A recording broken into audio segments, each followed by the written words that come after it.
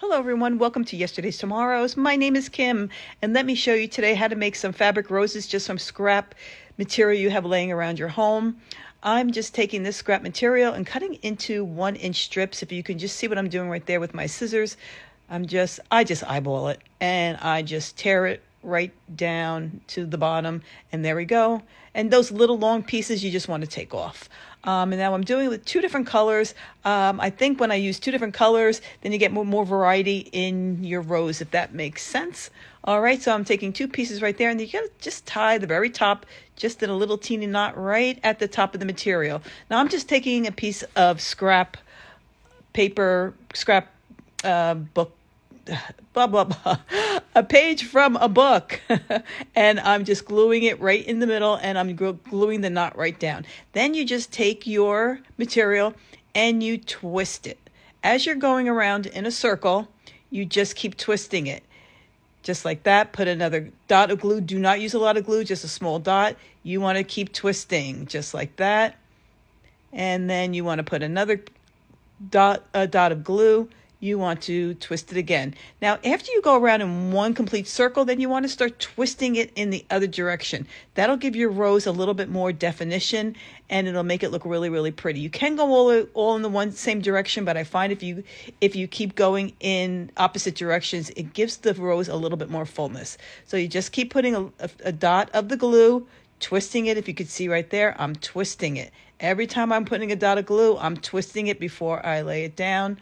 And that is all there is to it. Just keep twisting, moving it around, putting a dot of glue. All you need is a dot. Do not use too much glue, or the glue will seep up to the top of the rose and you'll see the glue, and you don't want to see that.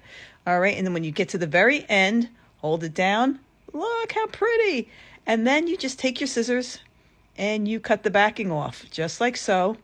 And what it does is having the backing there, look how pretty. It gives your back a place to put the glue when you're using your rose for your project. Now I'm going to show you when you just use 1 piece of material. You don't have to use 2. I like to use 2. Sometimes you get variations in your rose, but you could just use 1 strip of material and you're just doing the same thing. Okay, you tie a knot on the top, put it on a piece of paper. You do not have to use a piece of paper from a book. I just did because I'm going to show you the project that I use my roses on, and I used some paper from a book for decoupaging on my project that I did. So if any of the back showed, it would look just like where I decoupaged it on the project that I did. So I'm going to show you that in a minute, but I'm just showing you how you can just do it with a single piece of strip of material. Now doing the same thing, keep twisting it and going around in a circular motion, but every time you do it in one circular motion, you want to now twist it, the twist going the opposite way. And I hope this is making sense. It's simple, easy to do. Now, like I said, you can just put plain old computer paper down if you like, an envelope, whatever kind of paper you have, just for a backing.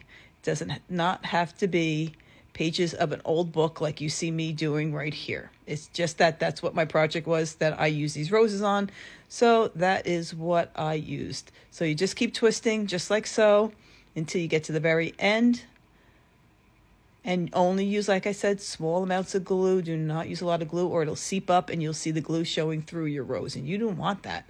All right, there we go. See, now that's a single rose. That's a double.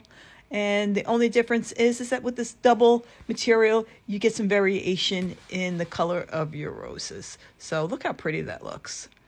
Really pretty. Now this is what I used it on. I redid a thrifted silver tray with a doily, and doesn't that look cute? All right, everybody, follow me at Yesterday's Tomorrows. Hope you enjoyed this.